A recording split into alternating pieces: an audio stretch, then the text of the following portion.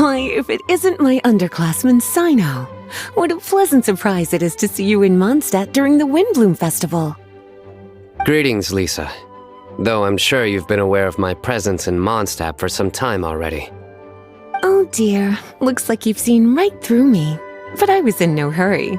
I knew we'd see each other sooner or later. Yes. It's just as Professor Cyrus said. Shared aspirations always have a way of bringing people into each other's orbit. He always has such a poetic way of wording things. I suppose that's the one respect in which I've taken after him. While in your case... Yes, it's his wit and eccentricities that have left their mark on you. I'm not sure that describes me very aptly these days, given that I'm now the General Mahamatra. Still, if we're going to talk about ways with words, I think my deadpan humor is far superior than our professor's. Is that so? Strange. I heard that you're just Cyno the Adventurer when you're in Mondstadt. You make a good point.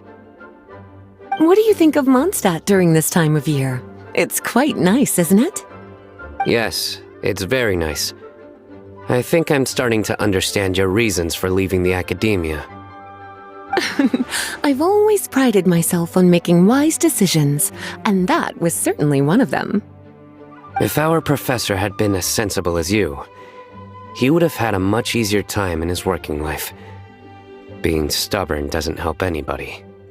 Well, if even you feel comfortable criticizing him now that he's retired, it really goes to show how much he's changed.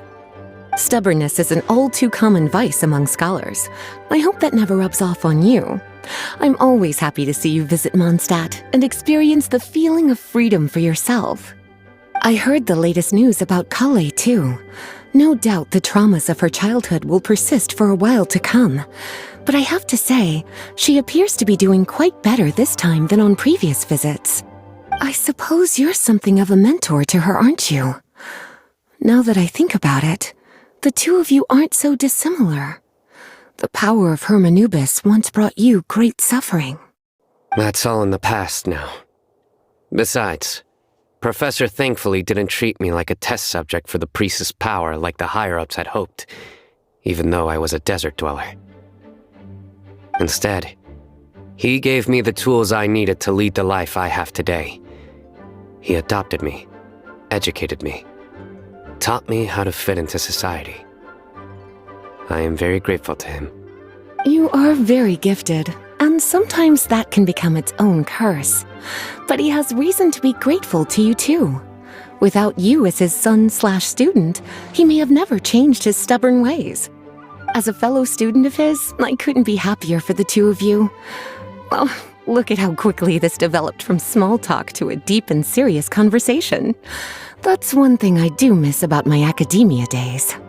By virtue of being another of his students, you were as much a part of Professor's family as I. It's perfectly natural for a daughter to inherit her father's conversation style. If you say so. I suppose that means I get to call you baby brother from now on. I'd rather you didn't.